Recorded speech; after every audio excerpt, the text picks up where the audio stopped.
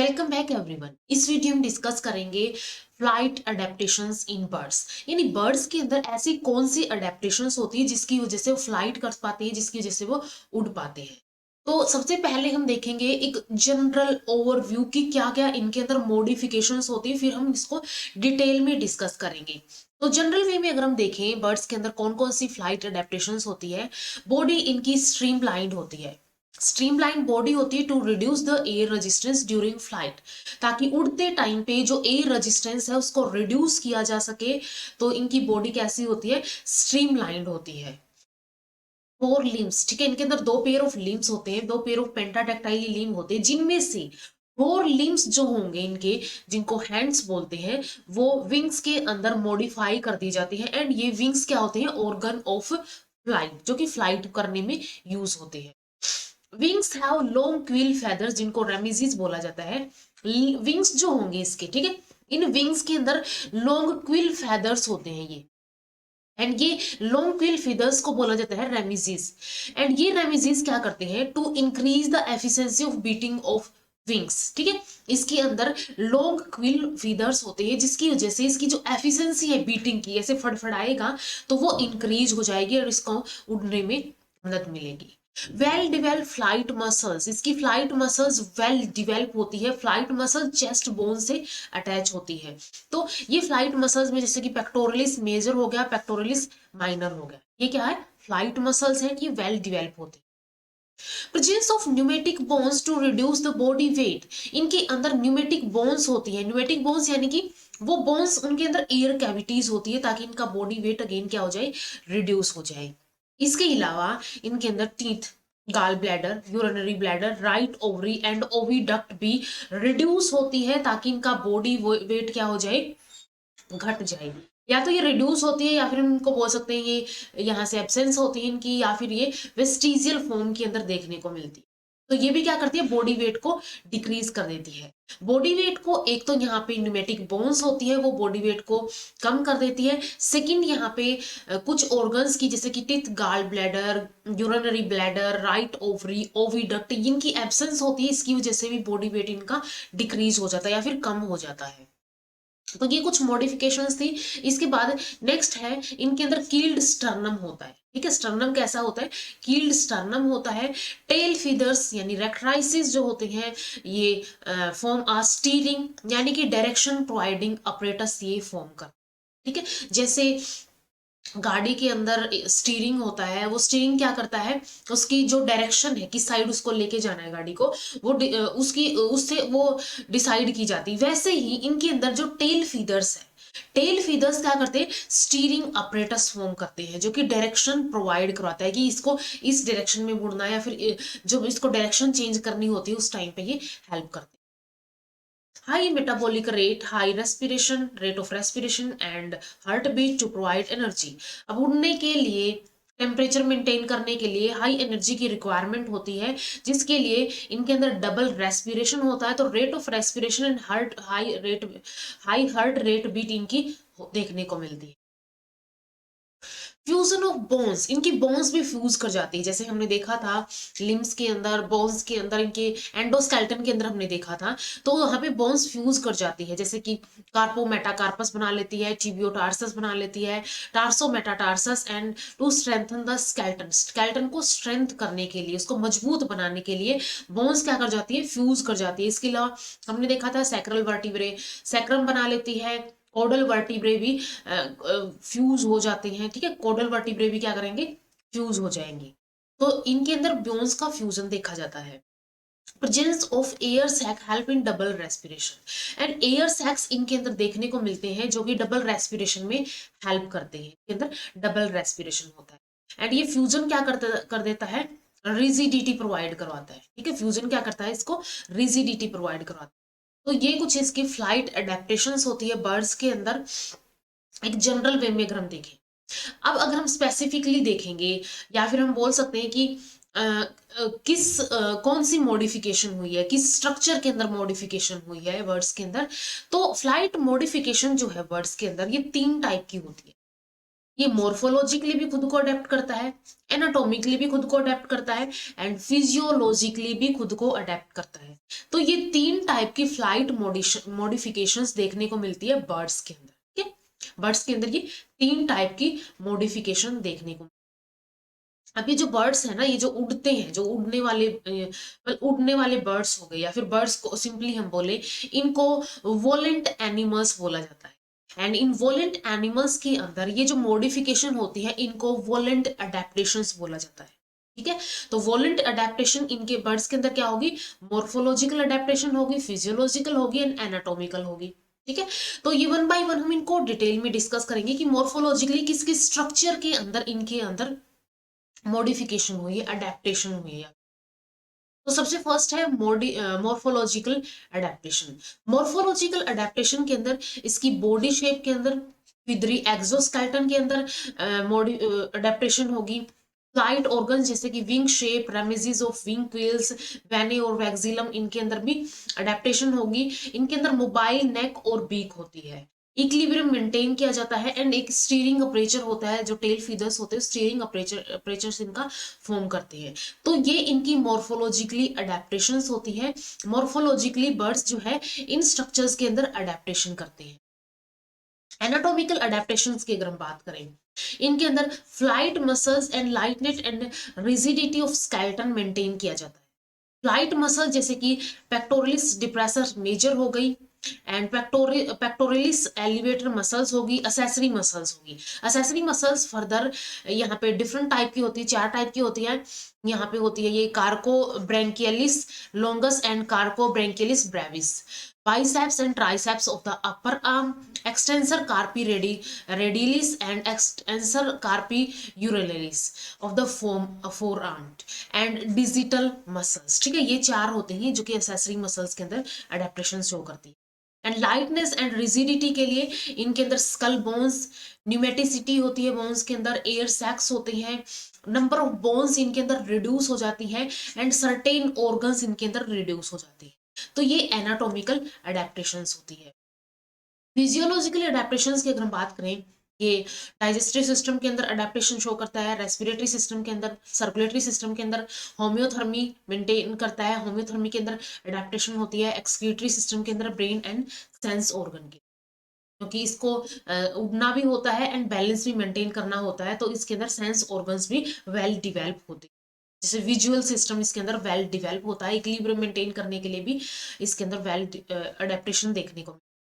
तो ये जो 3 स्लाइड्स है यहाँ पे, मोर्फोलॉजिकल, फिजियोलॉजिकल एंड एनाटॉमिकल, ये 3 अडेप्टेशंस हम डिस्कस करेंगे इनको डिटेल में। लेकिन ये 3 स्लाइड्स ऐसी है जिनके अंदर हमने एक आउट स्केलेटन बोल सकते हैं हम, या फिर आउटलाइन डिस्कस कर ली है। ठीक है, आउटलाइन ये हो गई। इस आउटलाइन के through one by one point हम डिस्कस करेंगे। तो सबसे फर्स्ट हम देखेंगे यहाँ पे मॉर्फोलॉजिकल अडेप्टेशन। मॉर्फोलॉजिकल अडेप्टेशन क्या होती है, इसकी शेप साइज के अंदर अडेप्टेशन को मॉर्फोलॉजिकल अडेप्टेशन बोलते हैं। तो सबसे फर्स्ट आता है body shape. The flying birds are generally spindle shape और स्ट्रीमलाइन्ड। ठीक है, एयर रेजिस्टेंस को रिड्यूस करने के लिए इनकी बॉडी स्पिंडल शेप की और स्ट्रीमलाइन्ड होती है and lack the extralateral projections to minimize the resistance in air flight।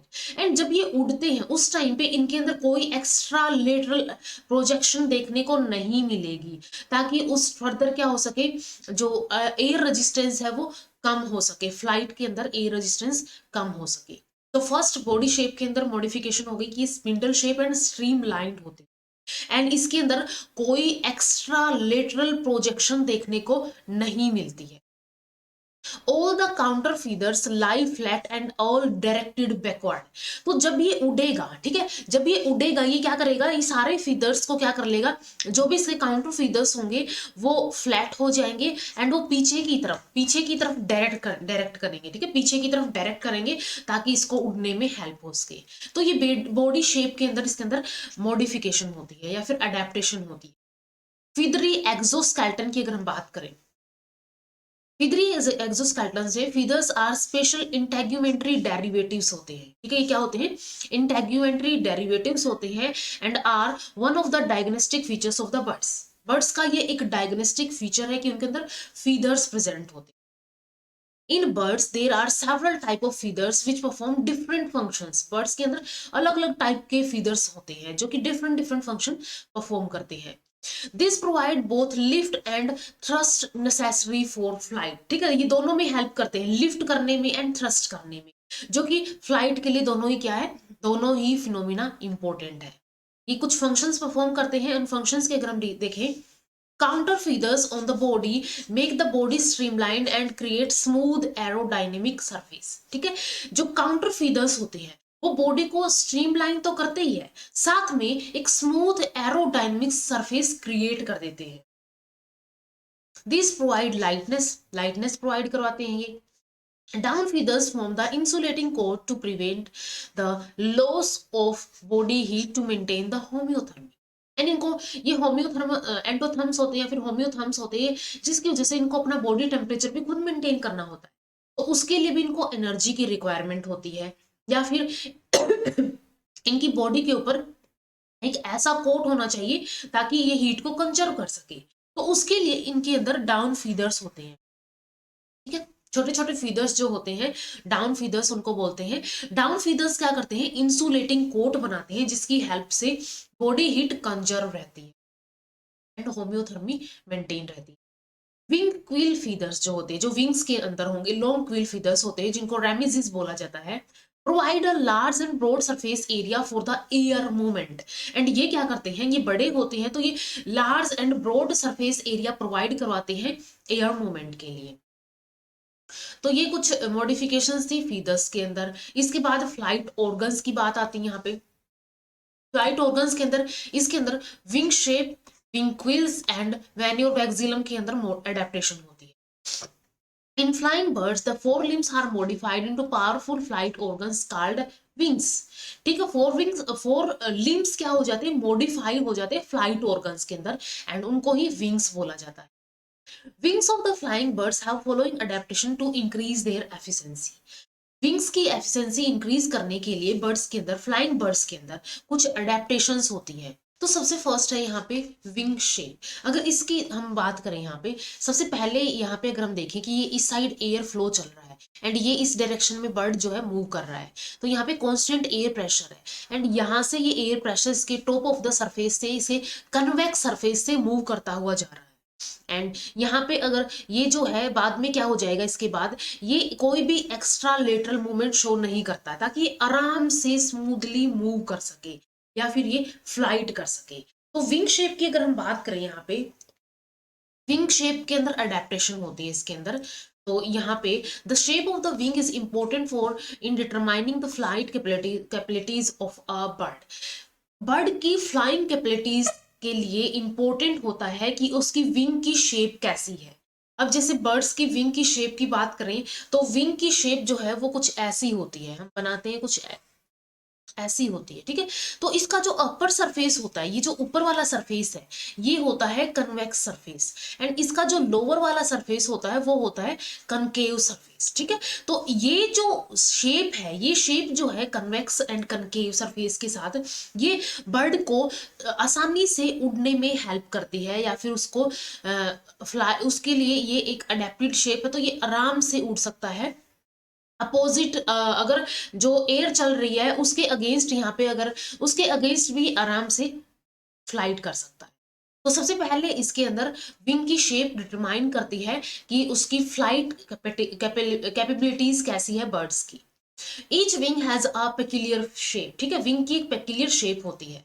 It has thick and strong leading edge. ठीक है, इसके किनारे जो होते हैं वो कैसे होते हैं, थिक एंड स्ट्रॉन्ग होते हैं। कन्वेक्स अपर सरफेस होता है एंड कनकेव लोअर सरफेस होता है। ठीक है, convex upper surface and concave lower surface होगा। This shape create a suction zone. And ये जो शेप है इसकी, अपर कन्वेक्स है, लोअर कनकेव है, ये एक संक्शन जोन क्रिएट करती है। अबाउ इसके ऊपर एक संक्शन जोन क्रिएट करेगी विंग के ऊपर, and upward thrust zone below the wing. And जो विंग का अपवर्ड जोन है उसके अंदर भी, क्योंकि इसको जो बर्ड होता है उसको forward as well as upward movement करनी होती है, दोनों तरफ से मूवमेंट करता है, फॉरवर्ड भी एंड अपवर्ड भी। तो उसमें ये संक्शन जोन जो है हेल्प करता है, एंड इसकी वजह से यहाँ पे ये एक लिफ्ट प्रोवाइड करवाता है which gives bird a forward and upward force during flight. इस संक्शन जोन की वजह से, सेप की वजह से संक्शन जोन बना, एंड संक्शन जोन की वजह से ही यहाँ पे अपवर्ड एंड फॉरवर्ड फोर्स जो होता है ड्यूरिंग फ्लाइट उसके अंदर हेल्प मिलती है। Over two-thirds of the total lift comes from the negative pressure from the air stream, and air stream से जो negative pressure आ रहा है, क्योंकि बर्ड इस डायरेक्शन में मूव कर रहा है और एयर यहाँ से आ रही है तो वो उसके अपोजिट गई, तो इसके जो ये नेगेटिव एयर प्रेशर आ रहा है तो ये क्या करता है, एयर स्ट्रीम से flowing over the top of the wing convex surface, तो इसका सरफेस ऐसे होता है, तो ये जो प्रेशर आता है वो एज इट इज ऐसे निकल जाए, ठीक है, ये जो प्रेशर है एयर का ये एज इट इज ऐसे निकल जाए, क्योंकि इसका सरफेस जो होता है वो कैसा होता है, कन्वेक्स सरफेस होता है, तो इसके अंदर ये हेल्प मिलती है। तो ये विंग शेप की बात हो गई। पेक्यूलियर शेप होती है विंग्स की, अपर साइड में कन्वेक्स होता है, लोअर साइड में कनकेव होता है, एंड इसकी वजह से यहाँ पे एक संक्शन जोन क्रिएट होता है इसके ऊपर, एंड इस संक्शन जोन की वजह से अपवर्ड एंड फॉरवर्ड मूवमेंट होती है विंग्स की फ्लाइट के ड्यूरिंग, एंड जो इसके कन्वेक्स सरफेस है, कन्वेक्स शेप है या फिर इसके सरफेस की, अपर सरफेस की, वो हेल्प करती है कि जो नेगेटिव प्रेशर है एयर से जो आ रहा है वो एज इट इज ऊपर से निकल जाए इसके। इसके बाद नेक्स्ट आता है रेमिजीज और विंग क्वील्स। रेमिजीज और विंग क्वील्स की अगर हम बात करें, ये लॉन्ग क्वील्स होते हैं, लार्ज साइज के फीदर्स होते हैं, increase the surface area of the wing, wing का सरफेस एरिया ये इंक्रीज करते हैं। जैसे कि ये जो हमें नजर आ रहे हैं ये क्या है, ये रेमिजीज है, यही क्या है, यही रेमिजीज है, ये छोटे छोटे, एंड ये इनको लॉन्ग क्विल्स भी बोलते हैं, विंग क्विल्स भी बोलते हैं। This lie in the overlapping manner to provide a continuous and broad surface area, and ये ओवरलैपिंग मैनर के अंदर होते हैं इसे, ठीक है, ओवरलैपिंग मैनर के अंदर होते हैं ताकि जो ब्रॉड सरफेस एरिया है, continuous and broad surface area ये प्रोवाइड करवा सके। Their collective movement reduce drag the on the wing, and इनकी जब कलेक्टिव मूवमेंट होती है, reduce the drag on the wing, ये विंग्स के ऊपर जो ड्रैग होता है उसको ये कम कर देंगे।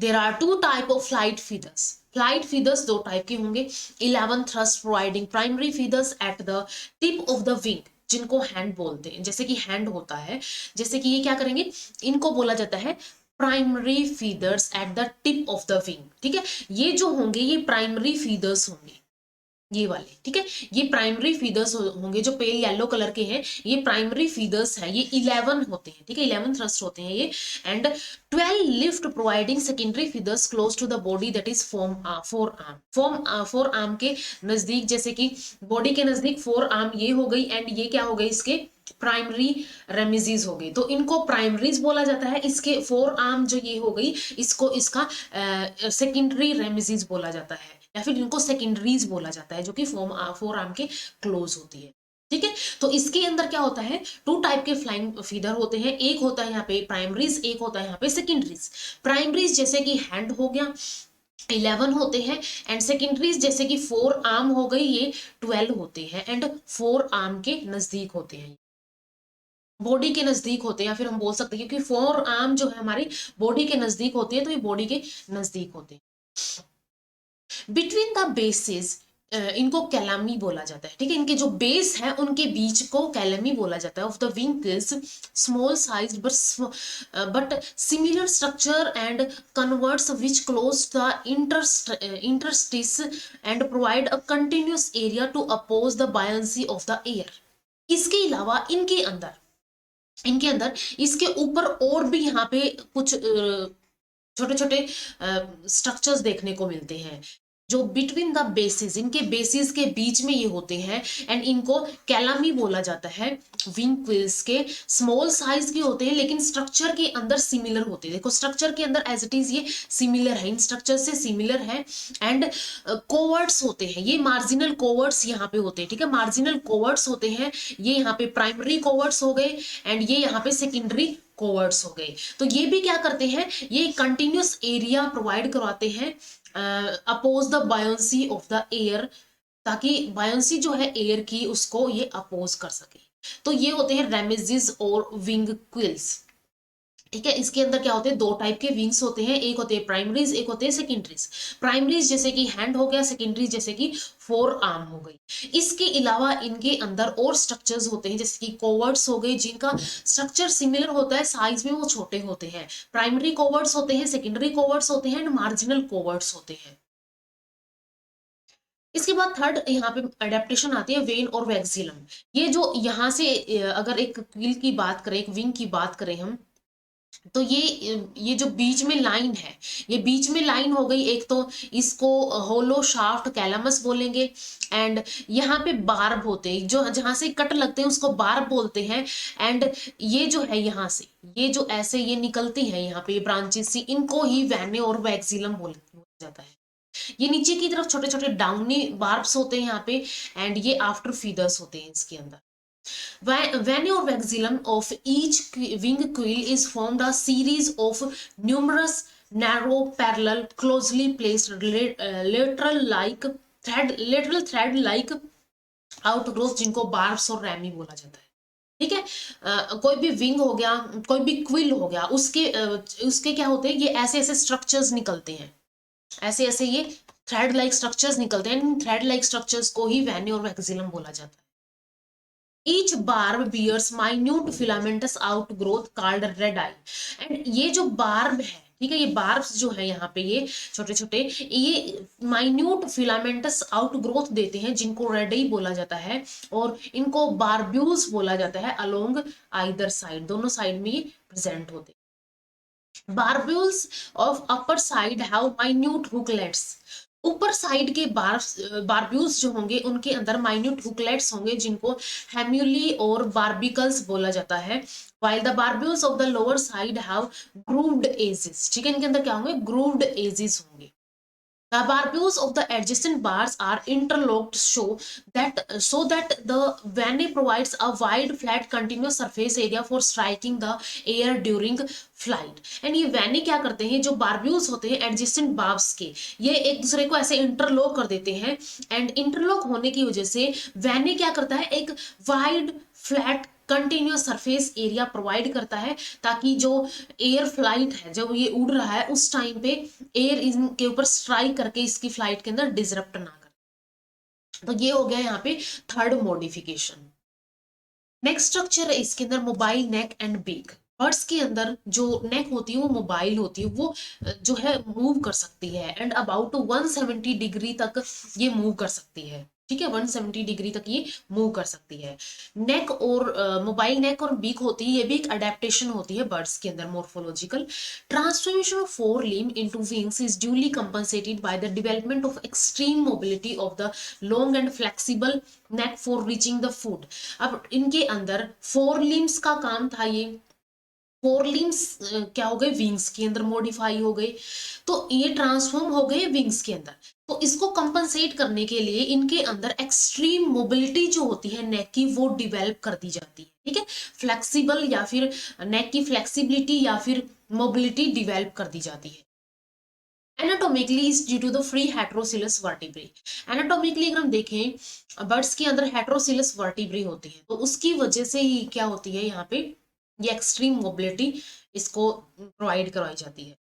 दिस पोस्टीरियर सर्वाइकल वर्टिब्रे, इसके अंदर posterior cervical vertebrae and anterior thoracic vertebrae होंगे। इनके पास हाइपोफाइसिस होता है। ठीक है, हाइपाफोफाइसिस होता है। ये हाइपाफोफाइसिस क्या करता है, फ्लेक्सर मसल्स का ओरिजन करता है, जो कि नेक को मोबिलिटी प्रोवाइड करवाती है।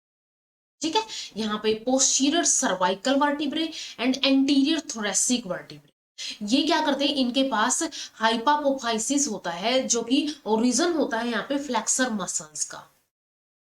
माउथ जो है हॉर्नी बीक से बाउंड किया जाता है, एंड ये हॉर्नी बीक क्या करती है, इंजेशन में, नेस्ट बिल्डिंग में एंड प्रूनिंग में हेल्प करती है। ठीक है, नेक क्या करेगी, प्रूनिंग में, नेस्ट बिल्डिंग में एंड इंजेशन में हेल्प करेगी। नेस्ट बिल्ड भी इसकी ये बीक से ही करता है, इंजेक्शन भी बीक से करता है, एंड प्रूनिंग यानी कि जब ये अपने जो इसके फीदर्स है उनको एक तरह से कोम्ब की तरह करता रहता है, बिल्कुल एक बोल सकते हैं हम, जैसे कॉम्ब करते हैं वैसे ही करता रहता है, तो उसको प्रूनिंग बोलते हैं। Which are normally done by forelimbs in other animals. वैसे फोर लिम्स का काम था, लेकिन ये फोर लिम्स इसके अंदर विंग्स के अंदर मॉडिफाई हो गई है, तो ये बीक करती है यहाँ। नेक्स्ट है यहाँ पे इक्विलिब्रियम। ठीक है, इक्विलिब्रियम, क्योंकि उड़ने के लिए इक्विलिब्रियम बहुत ही एक इंपॉर्टेंट या फिर इसेंशियल रिक्वायरमेंट होती है उड़ने के लिए। अगर बर्ड उड़ भी गया, अगर उसने इक्विलिब्रियम नहीं मेंटेन किया, बैलेंस नहीं मेंटेन किया, तो वो नीचे गिर जाएगा, तो वो उड़ नहीं पाएगा। तो बैलेंस बनाना बॉडी का एक इसेंशियल रिक्वायरमेंट होती है फ्लाइट के लिए। It is achieved in the flying birds by shifting the center of the gravity to the posterior part of the body. Birds के अंदर ये कैसे अचीव किया जाता है, ये क्या करते हैं, सेंटर ऑफ ग्रेविटी जो होता है उसको शिफ्ट कर देते हैं posterior part of the body के अंदर।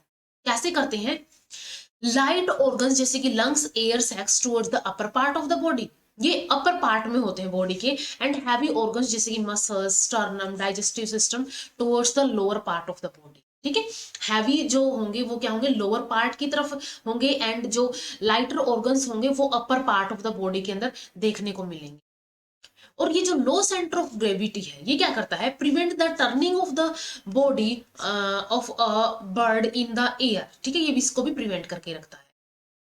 Equilibrium on the body, equilibrium on land is achieved by hind limbs. और जब ये लैंड के ऊपर होता है, लैंड के ऊपर क्या करता है, ये इक्विलिब्रियम मेंटेन करता है, इक्विलिब्रियम अटेन करता है, ये हाइंड लिम्ब से चलता है। जैसे कि इसका ये हो गई इसका अपर सरफेस, यहाँ से इसकी नेक और बीक हो गई किसी बर्ड की, एंड यहाँ पे इसके क्या होते हैं, इसके हाइंड लिम्ब होते हैं। ठीक है, यहाँ पे क्या होंगे, इसके हाइंड लिम्ब होंगे। तो ये हाइंड लिम्ब जो है लैंड के ऊपर जब होगा तब ये इक्विलिब्रियम मेंटेन करके रखेंगे। एंड ये कैसे मेंटेन करते हैं, क्योंकि ये जो पोजीशन है वो ऑक्यूपाई करते हैं anterior position on the trunk to support the weight of the body, ताकि बॉडी वेट को ये सपोर्ट कर सके। इसके अलावा इसके अंदर स्टीयरिंग अपरेटस होता है। स्टीयरिंग अपरेटस क्या होता है इसका, flying birds have a short tail which bears a tuft of long tail feathers, जिनको रेक्ट्राइसिस बोला जाता है। ठीक है, पहले क्या होते हैं इसके अंदर टफ्ट होते हैं, शॉर्ट या फिर शॉर्ट टेल होती है। शॉर्ट टेल क्या करते हैं, लॉन्ग टेल क्विल फीदर्स को एक बियर करते हैं, जिसको रेक्ट्राइसिस बोला जाता है।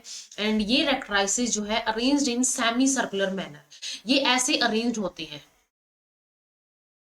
ठीक है, सेमी सर्कुलर मैनर के अंदर ये अरेंज्ड होते हैं, ये ऐसे अरेंज होते हैं सेमी सर्कुलर मैनर के अंदर, and act as rudder during flight, and ये रूडर की तरह एक्ट करते हैं फ्लाइट की during.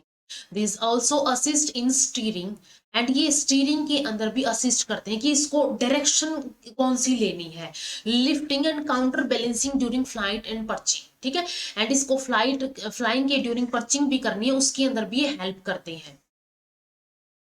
As many as 1000 muscles control the tail feathers for steering in flight। अगर इसको डायरेक्शन चेंज करनी है तो अबाउट 1000 मसल्स जो होती है इन टेल फीदर्स कंट्रोल करती है टेल फीदर्स को, जिसकी वजह से यहाँ पे क्या होता है, इसकी मूवमेंट या फिर डायरेक्शनल मूवमेंट होती है। इसके बाद नेक्स्ट आता है एनाटॉमिकल अडेप्टेशंस। ठीक है, सेकंड टाइप की अडेप्टेशन आती है एनाटॉमिकल अडेप्टेशंस। एनाटॉमिकल अडेप्टेशंस की अगर हम बात करें, इनके अंदर flight muscles and lightness of the rigidity होती है। तो वन बाय वन हम इनको डिस्कस करेंगे। तो सबसे फर्स्ट यहाँ पे आता है फ्लाइट मसल्स। ठीक है, डिफरेंट डिफरेंट फ्लाइट मसल्स होती है इनके अंदर।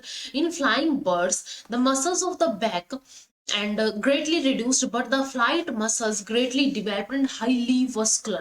क्योंकि उनको उड़ना होता है, एनर्जी ज्यादा चाहिए होती है, तो उनको जो है वहां पे हाईली वेस्कुलर ब्लड की सप्लाई होती है, ताकि इजिली वहां पे जो एनर्जी रिक्वायरमेंट है वो कंप्लीट हो सके। तो बर्ड्स के अंदर क्या होता है, muscles of the back are greatly reduced, लेकिन जो फ्लाइट मसल्स होती है वो ग्रेटली डिवेल्प होती है। These have long and serrated muscle fibers। इनके अंदर long and serrated muscle fibers होते हैं, so that they do not undergo fatigue even after prolonged activity। लंबे टाइम तक उड़ने के बाद भी ये थकते नहीं है, क्योंकि इनके अंदर ये long and serrated muscles होती है, एंड ये फैटिग के अंडर नहीं जाती है। ठीक है, इनके अंदर थकान नहीं होती है। These are स्लो और रेड मसल्स, ठीक है, there are slow, these are red and slow and red muscles होती है which have large number of mitochondria and large number of oxygen trapping myoglobin pigment but undergo slow and sustained contractions for long periods. अब ये क्या, इनके अंदर क्या होते हैं, इनके अंदर स्लो एंड रेड मसल्स होती है एंड इनके अंदर लार्ज नंबर ऑफ माइटोकॉन्ड्रिया होते हैं and large number of oxygen trapping myoglobin pigment भी होता है, क्योंकि मायोग्लोबिन पिगमेंट क्या करता है, ऑक्सीजन को स्टोर करके रखता है, तो ऑक्सीजन को ये ट्रैप करके रखेगा। लेकिन साथ में ये क्या होते हैं, इनके अंदर स्लो एंड सस्टेन्ड कॉन्ट्रैक्शंस होती है लॉन्ग पीरियड के लिए, ठीक है, लंबे टाइम तक ये क्या करते हैं, स्लो एंड सस्टेन्ड कॉन्ट्रैक्शन करते हैं। तो ये हो गया यहाँ पे फ्लाइट मसल्स के बारे में। पिजन के अंदर 3 टाइप्स की फ्लाइट मसल्स होती है। पिजन की जो टाइप स्टडी है कोलंबिया लिबिया की, वो हम डिटेल में डिस्कस कर चुके हैं, उस वीडियो का लिंक आपको डिस्क्रिप्शन में मिल जाएगा, अगर कोई वीडियो देखनी है तो वहां से आप देख सकते हैं। इसके अंदर 3 टाइप की मसल्स होती है, pectoralis depressor major and pectoralis elevator muscles, accessory muscles, ठीक है, एंड ये एसेसरी मसल जो है ये फर्दर डिफरेंट टाइप की होती है, वो हम डिस्कस करेंगे। तो सबसे फर्स्ट यहाँ पे आता है pectoralis depressor major, these are largest size, ठीक है, मेजर है, बड़े हैं, largest size, large size flight muscles होती है, constitute about 1/5 of the body weight and body weight का 1/5 ये constitute करती है। Their contraction causes powerful downstroke of the wing and wing का जो डाउन स्ट्रोक होता है ये कोज करती है, इनकी जब कॉन्ट्रैक्ट होती है तो विंग्स का डाउन स्ट्रोक होता है। These arise from the ventral side of the sternum keel, sternum keel के ventral side, ठीक है, sternum keel के ये जो ventral side होगा इस साइड वाला, उससे ये अराइज होती है। सेकेंड टाइप की मसल्स होती है pectoralis elevator muscle, these are also called deep pectoralis and supra copracoidens and arise from the anterior part of the sternum, sternum के anterior part से ही arise होती है। their contraction causing upstroke, like इनकी contraction जो है down stroke कोज कर रही थी, इनकी contraction upstroke कोज करती है of the wing, यानी विंग्स का ऐसे ऊपर उठना। By a way of rope and पुली, जैसे रोप एंड पुली होता है वैसे ये काम करती है, रोप एंड पुली टाइप का अरेंजमेंट बोल सकते हैं, जैसे कि रोप को जब हम ऊपर खींचते हैं पुली भी वो ऊपर आती है, तो इनके अंदर भी कॉन्ट्रैक्शन होती है, तो ये अप स्ट्रोक कोज करती है। इसके बाद थर्ड टाइप की मसल्स होती है असेसरी मसल्स, असेसरी मसल्स जो होती है these supplement and pectorals muscles to elevate and depress the wings, ये सप्लीमेंट मसल्स होती है, ठीक है, मेन मसल्स ये हो गई, ये एक्सेसरी होती है, ये सप्लीमेंट मसल्स होती हैं जो कि एलिवेट करने में एंड डिप्रेस करने में विंग्स को दोनों में ही हेल्प करती है। ये डिफरेंट 4 टाइप की होती है, ठीक है, काप्रोब्रैंकियलिस लोगस एंड काप्रोब्रैंकियलिस ब्रेविस होती हैं, बाइसेप्स एंड ट्राइसेप्स होती हैं, extensor carpi radialis and extensor कार्पी यूरिलिस होती है एंड डिजिटल मसल्स होती है। तो इनका काम अगर हम देखें, सबसे फर्स्ट है यहाँ पे कराकोब्रैंकियलिस लोंगस एंड कराकोब्रैंकियलिस ब्रेविस, ये जो है ये अराइज होती है कैराकोइड एंड स्कैपुला से। Their contraction rotates the wings in the glenoid cavity and इनकी जब कॉन्ट्रैक्शन होती है तो ये विंग्स को रोटेट करती है ग्लिनोइड कैविटी के अंदर। इसके बाद बाइसेप्स एंड ट्राइसेप्स होती है अपर आर्म की, operate elbow during the flight, ये एल्बो को ऑपरेट करती है, ठीक है, एल्बो को ये क्या करके रखती है, ऑपरेट करती है फ्लाइट के ड्यूरिंग में। Extensor carpi radialis and extensor carpi ulnaris, ये क्या करती है, forearm of the forearm serve to stretch और फोल्ड द विंग, ठीक है, स्ट्रेच कब करना है एंड फोल्ड कब करना है ये उसके लिए रिस्पॉन्सिबल होती है। Fourth one is the digital muscles of the hand move the digits and feathers individually, ठीक है, जो डिजिट्स होती हैं हमारी हैंड की फीदर्स या फिर फीदर्स की होती हैं, जो डिजिट्स होंगी उनको क्या कर सकती है, ये डिजिट्स को एंड फीदर्स को इंडिविजुअली मूव करने में हेल्प कर। तो ये 4 टाइप की मसल्स होती हैं जो कि कैसी होती हैं, एक्सेसरी मसल्स होती हैं। इसके बाद इसके अंदर लाइटनेस एंड रिजिडिटी कैसे होती है एंडोस्केलेटन की, एनाटॉमिकल अडेप्टेशन के अंदर ये सेकंड पॉइंट है कि लाइटनेस एंड रिजिडिटी कैसे होती है endoskeleton. These flying vertebrate have high as well as light as well as rigid skeleton. Light होता है, रिजिड होता है. लाइट किस वजह से होता है? न्यूमेटिक बोन्स की वजह से होता है. रिजिड किस वजह से होता है? इसके अंदर बोन्स फ्यूज कर जाती है, इससे इसका एंडोस्केलेटन रिजिड होता है. Both of which are essential for flight. इन दोनों ही चीजें फ्लाइट के लिए इसेंशियल है यहाँ पे. Their endoskeleton is built on hollow girdle principle. इनका जो एंडोस्केलेटन है वो होलो गर्डल प्रिंसिपल के ऊपर बना होता है. Which while rigidity is required to resist the pressure currents during flight. And pressure currents को, ठीक है, जो एयर करंट के प्रेशर्स है फ्लाइट के ड्यूरिंग पे, उनको रजिस्ट करने के लिए इसकी रिजिडिटी जरूरी होती है. जैसे कि होलो है, होलो गर्डल प्रिंसिपल वो हो गया कि इसके अंदर न्यूमेटिक बोन्स होती है. साथ में रजिस्ट जो इसको रेजिस्टेंस चाहिए होता है एयर प्रेशर के, एयर करंट्स के अगेंस्ट, तो वो रिजिडिटी उसके लिए रिक्वायर्ड होती है. Lightness is achieve through the following adaptations. Lightness कैसे हो सकती है? Skull bones are thin and papery. ठीक है, स्कल बोन्स यहाँ पे थिन एंड पेपरी होती है. इसके अलावा न्यूमेटिसिटी इनके अंदर होती है. जैसे कि ये जो है ये एक ह्यूमन बोन है, ये एक एवियन बोन है या फिर बर्ड्स की बोन है. इसके अंदर लार्ज एयर पॉकेट्स यहाँ पे होती है. ठीक है, एंड यहाँ पे लार्ज एयर पॉकेट्स होंगी जिसकी वजह से ये कैसी होती है? होलो होती है. एयर कैविटी इनके अंदर होती है, जबकि ह्यूमन के अंदर ऐसा नहीं होता है. Most of the long bones are filled with the air spaces to make them light, such as bones. Such bones are called pneumatic bones. इनको pneumatic bones बोला जाता है क्योंकि इनके अंदर एयर प्रेशर या फिर न्यूमेटिक कैविटी इनके अंदर देखने को मिलती है. और ये जो एयर स्पेसिस होते हैं बोन्स के are continuous with certain air sacs of the lungs. ये कंटिन्यूअस होते हैं एयर सैक्स, जो लंग्स के एयर सैक होते हैं उनके साथ. जैसे कि humeral air sac enters in the humerus bone through a pneumatic foramen. ठीक है, न्यूमेटिक फोरामेन के थ्रू जो ह्यूमरल एयर सैक है वो ह्यूमरस बोन के अंदर एंटर कर जाता है. Pneumaticity of the bone also decrease the specific gravity of the bird. And जो स्पेसिफिक ग्रेविटी है बर्ड की उसको भी ये डिक्रीज कर देती है. तो न्यूमेटिसिटी होती है कि इनके अंदर लॉन्ग बोन्स जो है वो एयर स्पेसेस के साथ फिल्ड होती है ताकि इनकी बोन्स जो है वो क्या हो सके? लाइट हो सके. इसके अलावा रिजिडिटी इसके अंदर होती है ताकि ये इजिली क्या कर सके? उड़ सके. साथ में यहाँ पे सर्टेन एयर सैक होते हैं जो कि इन बोन्स के साथ कंटिन्यूअस होते हैं. इसके बाद एयर सैक की अगर हम बात करें, These are thin walled distensible bladder like sacs होते हैं associated with the lungs of the birds. Birds के lungs के साथ ये associated होते हैं. In pigeon there are 9 air sac out of which 4 air sacs are paired and 1 is unpaired. ये हमने pigeon के अंदर भी उसके respiratory system के अंदर डिस्कस किया हुआ है. तो इसके अंदर 9 एयर सैक होते हैं जिसमें से 4 पेड होते हैं, यानी कि 8 सैक ये हो गई और एक क्या होता है? एक अनपेड होता है. तो इन 4 पेड़ में से cervical, anterior thoracic, posterior thoracic and abdominal air sac होता है. एंड 1 मीडियन होता है जो कि इंटरक्लेविकुलर एयर सैक होता है. तो ऐसे इस वे में इसके अंदर 9 एयर सैक देखने को मिलते हैं. This air sac not only provide lightness. ये एयर सैक फर्स्ट तो लाइटनेस प्रोवाइड करवाते हैं and lower the specific gravity. Specific gravity को भी लोअर कर देते हैं. But also help in double respiration. Double respiration में भी ये हेल्प करते हैं. Provide fresh air to the lung alveoli during both inspiration and expiration. चाहे ये सांस ले रहे हैं चाहे ये सांस छोड़ रहे हैं, जो ये एयर सैक है ये हमेशा ही लंग एल्वुलाई को फ्रेश एयर सप्लाई करेंगे. And as internal cooling agent की तरह भी एक्ट करते हैं. So help in homeothermy. ठीक है, तो ये होम्योथर्मी में भी हेल्प करते हैं. तो ये एयर सैक क्या करते हैं? सबसे फर्स्ट ये लाइटनेस प्रोवाइड करवाते हैं. लाइटनेस प्रोवाइड करवाएंगे, स्पेसिफिक ग्रेविटी को रिड्यूस कर देंगे, साथ में डबल रेस्पिरेशन में हेल्प करेंगे.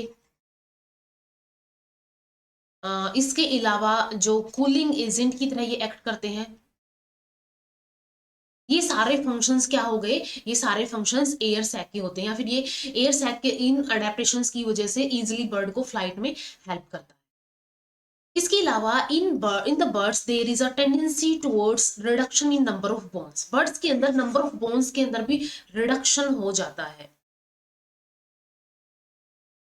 Lightness is also achieved in some other system of the body by loss of certain organs. ठीक है, कुछ certain organs का loss हो जाता है, जैसे कि teeth in the buccal cavity, gall bladder, urinary bladder, right ovary and oviduct in the female. तो इन organs का भी loss हो जाता है, जिसकी वजह से इसकी lightness achieve होती है.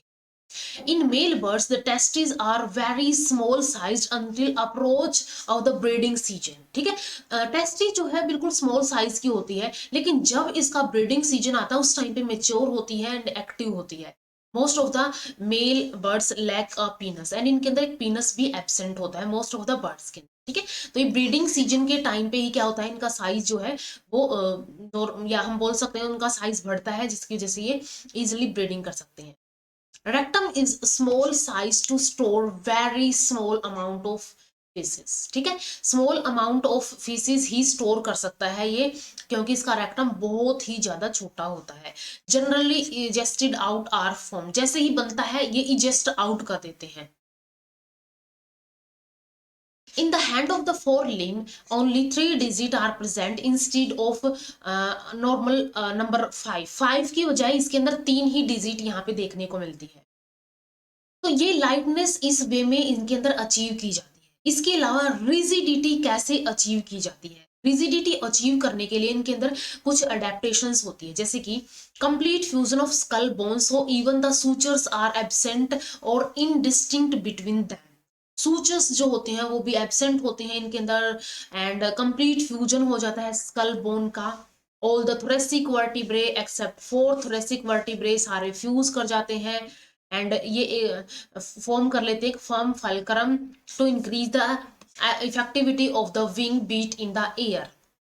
कोडल वर्टिब्रे भी फ्यूज कर जाते हैं, ट्रायंगुलर पाइगोस्टाइल बनाते हैं जो कि स्टेबिलिटी प्रोवाइड करवाता है एयर के अंदर.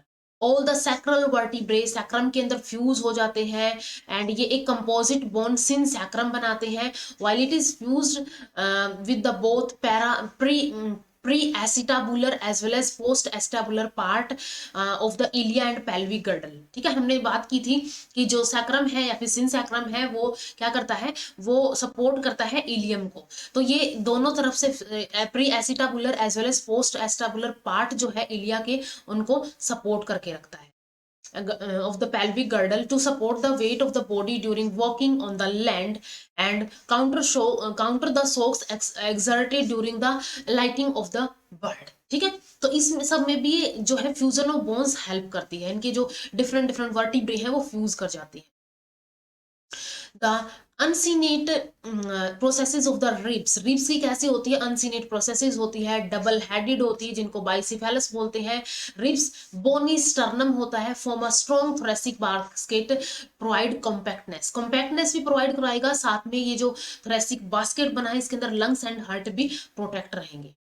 Distal row of tarsals and metatarsals fuse to form tarso-metatarsal, while proximal row of the tarsals and tibia are fused to form tibiotarsals. ठीक है, ये जो tarsals and metatarsals है वो tarso-metatarsals बना लेंगे, एंड जो tarsals and tibia है वो tibiotarsals बना लेंगे. These strengthen the legs and lowers the center of the gravity to support the bipedal gait of the bird. ठीक है, इसको ये bipedal gait करता है, यानी कि ये जो है 2 पैरों से चलता है, तो उसके अंदर ये हेल्प होती है. इनकी सेंटर ऑफ ग्रेविटी भी क्या हो जाती है, जो है लेग्स इनकी स्ट्रेंथन हो जाएगी, and lower the centre of the gravity, centre of gravity भी क्या हो जाएगी, लोअर हो जाएगी, जो इसको बाइपेडल गेट के अंदर हेल्प करता है.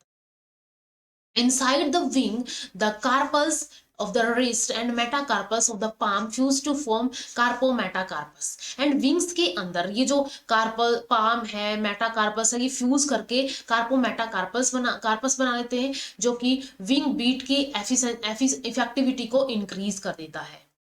Sternum in the flying birds is very large sized, has a median keel. ठीक है, इसके अंदर sternum keeled होता है for the attachment of flight muscles, while in flightless birds it is reduced and keelless. ठीक है, उनके अंदर कैसा होता है, keelless and reduced होता है.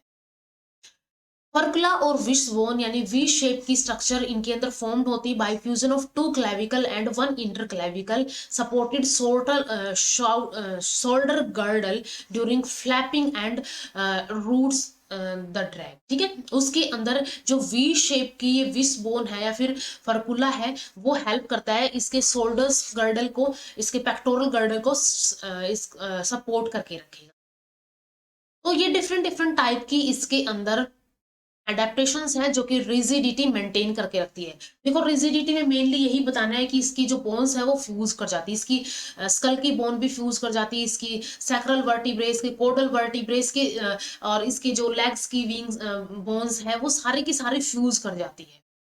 एंड लास्ट वन आता है यहाँ पे फिजियोलॉजिकल अडेप्टेशन। ये डिफरेंट डिफरेंट टाइप की फिजियोलॉजिकल अडेप्टेशन होती है जिसकी वजह से बर्ड्स क्या करते हैं, बर्ड्स अपने आप को उड़ने में हेल्प कर सकते हैं। तो digestive system, respiratory system, circulatory, homeothermy, excretory system, brain and sense organs, इन सब के अंदर भी अडेप्टेशन देखने को मिलती है। सबसे फर्स्ट है यहाँ पे डाइजेस्टिव सिस्टम। डाइजेस्टिव सिस्टम की अगर हम बात करें, beaks are variously modified to intake large amount of food in the minimum period. keratin beak is much lighter than a bony jaw with teeth, ठीक है। इसके अंदर टीथ नहीं होते हैं, बोनी जा नहीं होती है, सिर्फ इसके अंदर केरेटिन की बीक होती है। केरेटिन की बीक एक तो होती है लाइटर होती है, वेट के अंदर लाइटर होगी। सेकेंड ये क्या कर सकती है, ये कम टाइम के अंदर लार्ज अमाउंट ऑफ फूड को अपटेक कर लेती है, इनटेक कर लेती है। थिन वोल्ड एंड डाइटेंसिबल क्रोप, इसके बाद इसके अंदर एक क्रोप होता है। क्रोप क्या करता है, store large amount of food, food को ये स्टोर कर लेता है। बर्ड्स क्या करते हैं, जब ये पिकिंग करते हैं, ग्रेन्स की पिकिंग करते हैं, तो उस टाइम जल्दी जल्दी पिक करके भर के इसकी बीक को और ये क्रोप के अंदर स्टोर कर देते हैं। इसके बाद नेक्स्ट यहाँ पे एक गिजार्ड होता है, मेस्टिकेटरी गिजार्ड होता है with a thick cuticular lining is developed to compensate the absence of teeth. ठीक है, मेस्टिकेशन का काम यहाँ पे क्या होता है, गिजार्ड करता है, जो कि टीथ को करना था यहाँ पे गिजार्ड करता है। इसके अंदर क्यूटिकुलर लाइनिंग होती है जिसकी हेल्प से ये इजिली क्या कर सकता है, इसे मेस्टिकेट कर सकता है ग्रेन्स को। बर्ड्स आर वोरासियस फीडर, ठीक है, ये कैसे होते हैं, वोरासियस फीडर्स होते हैं। And rate of digestion is very high, rate of digestion high होता है इनके अंदर, क्योंकि इनके अंदर इमीजिएट यूटिलाइजेशन हो जाती है डाइजेस्टिव जूसेस की due to presence of bile ducts and 3 pancreatic duct. 3 इसके अंदर क्या होती है, पैनक्रियाटिक डक्ट होती है, 2 इसके अंदर बाइल डक्ट होती है। वो जल्दी जल्दी से जूसेस सिक्रेट करेंगे, bile juice and pancreatic juice, जिसकी वजह से जल्दी से यहाँ पे क्या हो जाएगा, फूड जो है वो इजिली डाइजेस्ट हो जाएगा, फिर जल्दी से डाइजेस्ट हो जाएगा। Gastric and pancreatic juices are stronger in their action, ये कैसे होते हैं, स्ट्रॉन्गर इन एक्शन होते हैं, तभी तो इनका फूड जल्दी से डाइजेस्ट हो जाता है। रेक्टम स्मॉल साइज का होता है to store minimum amount of faeces as flying animals can't afford to increase their body weight by storing faeces.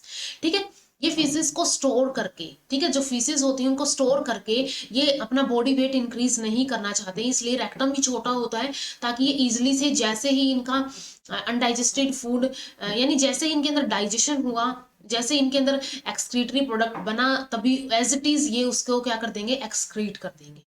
तो डाइजेस्टिव सिस्टम के अंदर ये मॉडिफिकेशन होती है। सबसे फर्स्ट इसके अंदर क्या होता है, ये बीक जो है इसकी मॉडिफाइड होती है लार्ज अमाउंट ऑफ फूड को इनटेक करने के लिए मिनिमम पीरियड के अंदर। एंड ये लाइटर वेट होती है क्योंकि ये कैरेटिन की बनी होती है। इसके अंदर क्रोप होता है जो कि स्टोर कर लेता है लार्ज अमाउंट को, फूड को। साथ में इसके अंदर टीथ नहीं होते हैं, तो उसके लिए इसके अंदर गिजार्ड होता है जो कि मेस्टिकेशन का काम करता है। एंड इनका डाइजेशन क्या होता है, इनके अंदर डाइजेस्टिव जूसेस जो होते हैं, इसके अंदर 2 बाइल डक्ट होती हैं, 3 इनके अंदर पैनक्रियाटिक डक्ट होती है जो कि bile and pancreatic juice secrete करेंगी, जो कि स्ट्रॉन्गर इन एक्शन होंगे ताकि जल्दी जल्दी से फूड जो है डाइजेस्ट हो जाए। रेक्टम इनके अंदर बिल्कुल छोटा होता है।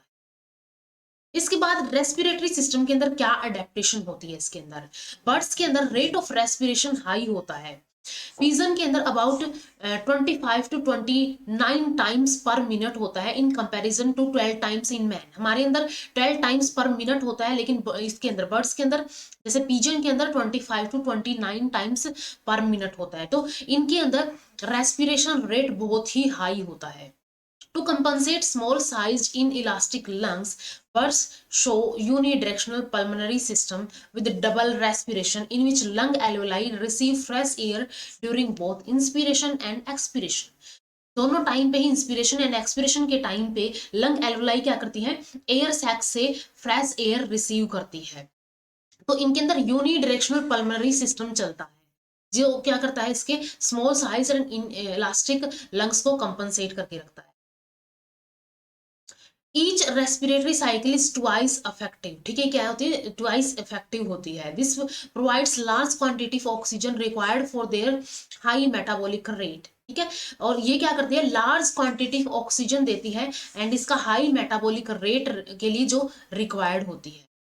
Air sac are thin and distensible sac associated with their lungs, lungs के साथ एयर सैक भी यहाँ पे एसोसिएटेड होते हैं। इसके बाद these are not only lower the specific gravity of the bird, ये सिर्फ स्पेसिफिक ग्रेविटी को ही रिड्यूस नहीं करते हैं, also facilitate compensate aeration of the lungs and help in regulating body temperature by internal dissipation of the extra heat, यानी कि cooling agent की तरह ये एक्ट करते हैं, act as internal cooling agent, ठीक है। स्पेसिफिक ग्रेविटी को भी डिक्रीज करके रखेंगे, कंपनसेट कंप्लीट एरिएशन फ्लाइट के टाइम पे वो भी प्रोवाइड करवाएंगे, बॉडी टेम्परेचर को भी क्या करेंगे, रेगुलेट करके रखेंगे and as internal cooling agent की तरह भी एक्ट करेंगे।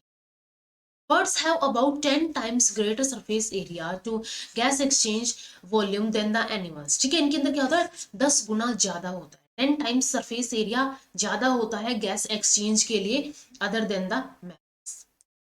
The respiratory membrane has more blood capillaries per unit volume than a mammal. Mammal से ज्यादा इनके अंदर ज्यादा वस्कुलर सप्लाई होती है, ब्लड कैपिलरीज इनके अंदर ज्यादा होती है।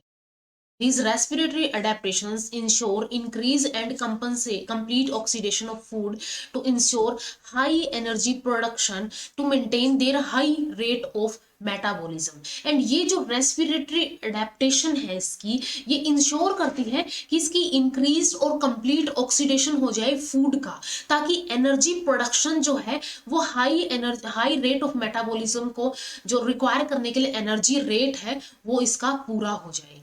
तो ये इसके अंदर डिफरेंट डिफरेंट टाइप की रेस्पिरेशन के अंदर अडेप्टेशन होती है।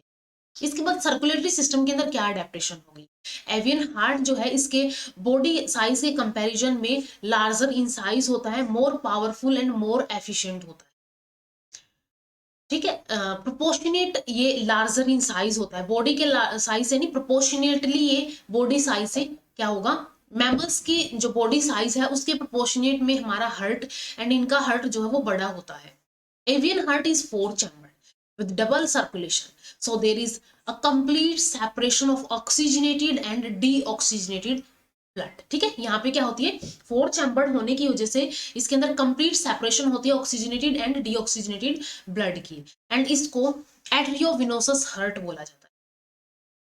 To further ensure complete separation of 2 types of blood, ये जो 2 टाइप्स ऑफ ब्लड है, ऑक्सीजनेटेड डीऑक्सीजनेटेड ब्लड है, इसको ये इंश्योर करने के लिए ये सेपरेट रहे, तो इनके अंदर नंबर ऑफ ऑर्टिक आर्चेस होती है reduced to only pulmonary arch, ठीक है, पल्मोनरी आर्च के अंदर रिड्यूस हो जाती है ये, एंड एक इसके अंदर राइट सिस्टमेटिक आर्च होती है। ये क्या करती है, pulmonary arch carry deoxygenated blood from the right half to the lung, ठीक है, ये राइट साइड से क्या करेगी, लंग्स के पास लेके जाएगी। Right systematic arch carrying oxygenated blood to the left ventricle to all the body parts except lung, lung को छोड़ के बाकी सारे बॉडी पार्ट्स तक ये क्या करेगी, ऑक्सीजनेटेड ब्लड को सप्लाई करेगी। तो डीऑक्सीजनेटेड ब्लड जो है पल्मोनरी आर्च कैरी करेगी, ऑक्सीजनेटेड ब्लड जो है वो राइट सिस्टमेटिक आर्च कैरी करेगी। Rate of heart beat faster होता है if the birds with increase cardiac output, ठीक है, and blood supply to various organ of the body, and इनके अंदर क्या होता है, कार्डिक आउटपुट भी ज्यादा होगा। देखो रेट हार्ट रेट अगर ज्यादा है तो कार्डिक आउटपुट भी ज्यादा होगा, ताकि इनके अंदर क्या हो सके, इनकी जो डिमांड है, ठीक है, बॉडी की जो रिक्वायरमेंट है वो पूरी हो सके। It is about 190 times per minute in pigeon, pigeon के अंदर ये 190 टाइम्स पर मिनट होता है, वाइल ये मैन के अंदर 70 to 72 टाइम्स पर मिनट होता है। तो ये क्या हो गया, 190 टाइम्स होता है, बहुत ज्यादा होता है। तो ये सर्कुलेटरी सिस्टम के अंदर इसके अंदर अडेप्टेशन होती है। आरबीसी जो है बर्ड्स की, इनके अंदर लार्ज अमाउंट ऑफ हीमोग्लोबिन होता है to transport large amount of oxygen from the lungs to the body parts. And इनके अंदर लार्ज अमाउंट होती है हीमोग्लोबिन की। हीमोग्लोबिन का काम है ऑक्सीजन को ट्रांसपोर्ट करने का, कैरी करने का। तो वो लार्ज अमाउंट ऑफ हीमोग्लोबिन क्या करता है, ज्यादा अमाउंट ऑफ ऑक्सीजन को कैरी करके लेके जाता है बॉडी पार्ट्स तक। तो ये सर्कुलेटरी सिस्टम के अंदर अडेप्टेशन होती है। इसके बाद नेक्स्ट आते हैं यहाँ पे होम्योथर्मी, यानी कि कांस्टेंट बॉडी टेम्परेचर इसका मेंटेन किया जाता है। The birds warm blooded homeothermos या फिर एंडोथर्मल वर्टिब्रेट्स होते हैं। These have high and constant body temperature होता है इनका about 40 to 46 degree Celsius pigeon के अंदर होता है, which is not affected by the changes in the environmental temperature। and environmental temperature के चेंज होने से ये अफेक्ट नहीं होता है, क्योंकि ये कांस्टेंट बॉडी टेम्परेचर मेंटेन करके रखता है। एंड ये जो चेंज कोई अफेक्ट नहीं होता है, नॉट अफेक्टेड, ये अचीव किया जाता है through presence of insulating coat of the feather. इनके अंदर फीदर्स का एक इंसुलेटिंग कोट होता है जो क्या करके रखता है, which trap air between them and prevent loss of body heat. And body heat को प्रिवेंट करके रखता है, एक इंसुलेटिंग कोट का काम करता है। मेटाबॉलिक रेट हाई होता है due to increased oxidation of food. And metabolic rate भी इसका हाई होता है। तो इस वे में इसके अंदर होम्योथर्मी मेंटेन की जाती है। इसके बाद नेक्स्ट आता है एक्सक्रीटरी सिस्टम। एक्सक्रीटरी सिस्टम के अंदर most of the birds terrestrial in habitat होते हैं and so adapted for efficient utilization of water and its conservation. ठीक है, तो मोस्ट ऑफ द बर्ड्स जो है ये अडेप्टेड होते हैं efficient utilization of water and its conservation. Efficiently water को यूटिलाइज भी करते हैं, उसका कंजर्वेशन करते हैं। जैसे कि इनके अंदर loop of Henle long size का होता है। So counter current mechanism operates more effectively which help in reabsorption of water resulting from the formation of hypertonic urine. इनके अंदर हाइपरटोनिक यूरिन बनता है। तो ये हाइपरटोनिक यूरिन कैसे बनता है, काउंटर करंट मैकेनिज्म के थ्रू। ठीक है, काउंटर करंट मैकेनिज्म के थ्रू बनेगा, क्योंकि काउंटर करंट मैकेनिज्म के अंदर जो भी पानी होगा वो रीएब्सॉर्ब कर लिया जाएगा। क्लोएका इज सब डिवाइडेड इनटू 3 चैम्बर। ठीक है, क्लोएका 3 चैम्बर में डिवाइड होती है। कोप्रोडियम होता है, यूरोडियम होता है एंड प्रोक्टोडियम होता है। ये 3 पार्ट होते हैं इसके, जो कि अगेन क्या करते हैं, वाटर के कंजर्वेशन में हेल्प करते हैं फीसिस से। ठीक है, फीसिस जो होगा इसका एक्सक्रीटरी मैटर होगा, उससे भी वाटर को एब्जॉर्ब कर लेंगे। Urinary bladder is absent so nitrogenous waste are immediately expelled out of the body. ठीक है, यूरिनरी ब्लैडर एब्सेंट है, क्योंकि यूरिनरी ब्लैडर का काम है टेम्पररी यूरिन को स्टोर करने का। तो इनके अंदर वो एब्सेंट है, तो जैसे इनके अंदर यूरिन बना, हाइपरटोनिक यूरिन बना, वो एक्सक्रीट कर दिया जाएगा। एक्सक्रीशन यूरिकोटैलिक होती है, यानी कि यूरिक एसिड इसका मेन नाइट्रोजनस वेस्ट होता है, विच इज लिस्ट टॉक्सिक। ये लिस्ट टॉक्सिक होता है and least soluble nitrogenous waste होता है। So needs only 10 ml of water per gram of uric acid to be expelled out। ठीक है, 10 ml of water required होता है 1 ग्राम ऑफ यूरिक एसिड को एक्सपेल करने के। Uric acid is not expelled as liquid. And ये liquid में expel नहीं करते हैं, क्योंकि अगेन ये क्या कर लेते हैं, क्लोएका से वाटर को एब्जॉर्ब कर लेते हैं, रीएब्जॉर्ब कर लेते हैं, या फिर तो ये सेमी सॉलिड फॉर्म के अंदर रिलीज किया जाता है along with the faeces as urate salt. ठीक है, यूरेट साल्ट की तरह ये फीसिस के साथ एक्सक्रीट किया जाता है। तो ये एक्सक्रीटरी सिस्टम के अंदर इसके अंदर अडेप्टेशन होती है। इनके अंदर क्या होता है, वाटर कंजर्वेशन की एफिशिएंसी होती है एंड टेरेस्ट्रियल हैबिटेट की जैसे वाटर कंजर्व करते हैं। ये loop of Henle long size का होता है। काउंटर करंट मैकेनिज्म की हेल्प से ये हाइपरटोनिक यूरिन फॉर्म करते हैं एंड ये हाइपरटोनिक यूरिन स्टोर नहीं होता है, क्योंकि इसके अंदर यूरिनरी ब्लैडर नहीं होता है। तो जैसे ये बनता है वैसे ही क्या कर दिया जाता है, एक्सपेल आउट कर दिया जाता है। एंड 3 चैम्बर्ड क्लोएका होती है जो क्या करती है, फीसिस से भी जो भी वाटर होगा उसको रीएब्सॉर्ब कर लेगी एंड एक सेमी सॉलिड पेस्ट बना देगी। क्योंकि इसका जो यूरिक एसिड है या फिर इसका एक्सक्रीटरी मैटर है, ये लिक्विड फॉर्म में एक्सक्रीट नहीं होगा, ये क्या होता है, ये सॉलिड फॉर्म में या फिर सेमी सॉलिड फॉर्म में एक्सक्रीट किया जाता है।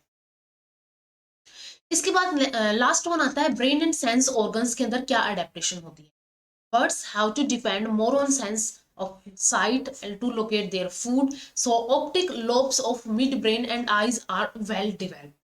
तो इनके अंदर क्या हो गया, जो सेंस ऑफ साइट है, क्योंकि इनको देखना होता है उड़ने के टाइम पे, अपना फूड भी खोजना होता है, तो उसके लिए ये क्या करते हैं, इनका जो मिड ब्रेन है, जो इनके ऑप्टिक लोब्स है मिड ब्रेन के एंड आईज है, वो वेल डिवेल्प होती है। Birds' eyes are much larger in size in relation to their body size than the human eyes। ठीक है, हमारे जो बॉडी है और उसके प्रोपोर्शनेटली हमारा जो आई का साइज है, वैसे ही जो बर्ड्स की बॉडी है उसके प्रोपोर्शनेट जो इनका साइज है वो कैसा होता है, बड़ा होता है, आईज का साइज ज्यादा बड़ा होता है। So most of the birds have keener eyesight than the human do. इनकी जो आई साइट है वो बहुत शार्प होती है, या फिर तेज हम बोल सकते हैं। Birds are mostly diurnal in activity, कुछ नॉक्टर्नल भी होते हैं, मोस्टली डायर्नल दिन के टाइम पे एक्टिव होते हैं। So have large number of cones in their retinae. Retinae जो होते हैं इनके अंदर लार्ज नंबर ऑफ कॉन्स यहाँ पे देखने को मिलती है, टेट्राक्रोमिक इनके अंदर देखने को मिलती है in their retinae. But the owls being nocturnal have more rods in the retinae, क्योंकि कॉन्स क्या करती है, डे लाइट के में देखने के लिए काम आती है, रोड्स नाइट जो विजन होती है उसके अंदर काम आती है। तो आउल्स के अंदर रोड्स जो है वो ज्यादा होंगी, रोड्स का नंबर ज्यादा होगा, क्योंकि ये नॉक्टर्नल है, इसको रात के टाइम पे ये एक्टिविटी शो करता है। बर्ड्स के पास how double double accommodation power, इनके अंदर अकोमोडेशन पावर डबल होती है। And as they can change their focal length of the lens as well as curvature of the cornea with the help of two types of ciliary muscles. इनके अंदर एक तो होता है ब्रोकेज मसल्स, एक होता है क्रैम्पटन मसल। इन मसल्स की हेल्प से ये क्या कर सकते हैं, डबल अकोमोडेशन पावर शो करते हैं। एक तो ये क्या कर सकते हैं, जो इनकी फोकल लेंथ है लेंस की वो चेंज कर सकते हैं, एज वेल एज जो कर्वेचर है इनका कॉर्निया का उसको भी ये चेंज कर सकते हैं।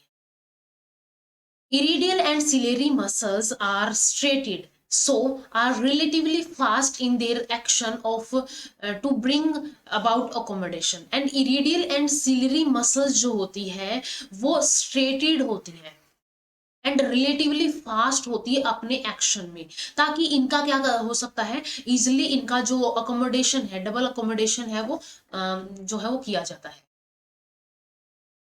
Olfactory lobes of the forebrain and olfactory sacs are reduced as birds flying their high in the air can't depend much on the smell। ठीक है, बर्ड्स हाई फ्लाई करते हैं तो वो स्मेल के ऊपर ज्यादा डिपेंड नहीं होते हैं, वो विजन के ऊपर ज्यादा डिपेंड होते हैं, वो देखने के ऊपर ज्यादा डिपेंड होते हैं, तो उनका विजुअल सिस्टम ज्यादा डिवेल्प होता है। ओल्फैक्टरी लोब्स हैं, ओल्फैक्टरी सिस्टम है वो कम डिवेल्प होता है। ब्रेन लार्ज साइज का होता है and are well develop to coordinate the complex movement of the wings and feathers during flight. इसको फ्लाइट के टाइम पे जो फीदर्स की मूवमेंट करनी होती है, कॉम्प्लेक्स मूवमेंट होती है विंग्स एंड फीदर्स की, तो उसके लिए भी इसका जो ब्रेन है वो लार्ज साइज का एंड वेल डिवेल्प होता है, ताकि ये इजिली कोऑर्डिनेट कर सके। ब्रेन जो है विद वेल डिवेल्प सेरिबिलम, सेरिबिलम इसके अंदर वेल डिवेल्प होता है, जो कि सेंटर होता है मस्कुलर कोऑर्डिनेशन का, and equilibrium required during flight. ठीक है, इक्विलिब्रियम भी फ्लाइट की ड्यूरिंग रिक्वायर्ड होता है। And corpora striata as instinctive behaviour is well develop. ठीक है, इनके अंदर कॉर्पोरा स्ट्रेटा भी इनके अंदर डिवेल्प होता है, जो क्या करता है, इनका जो इंस्टिंक्ट बिहेवियर होता है वो भी वेल डिवेल्प होता है। तो ये कुछ इसके अंदर मॉडिफिकेशन होती है। नेक्स्ट है these adaptations reveal that flight in the birds is a technical wonder which enables them to explore new habitat for food, water, shelter and escape from the unfavorable climatic conditions and enemies। तो ये adaptations flight में तो use होंगी, flight की वजह से ये क्या कर सकता है, नई जगह को एक्सप्लोर कर सकता है, नए फूड को एक्सप्लोर कर सकता है, वाटर रिसोर्सिस को, शेल्टर को, अनफेवरेबल कंडीशंस, क्लाइमेटिक कंडीशन से बच सकता है एंड एनिमीज से भी बच सकता है। तो ये डिफरेंट डिफरेंट टाइप की अडेप्टेशंस यहाँ पे हमने डिस्कस कर ली है। तो इस वीडियो में इतना ही, एंड अगर वीडियो हेल्पफुल लगी हो तो लाइक कीजिए, शेयर कीजिए अपने फ्रेंड्स के साथ एंड चैनल को सब्सक्राइब कर लीजिए। Thank you so much.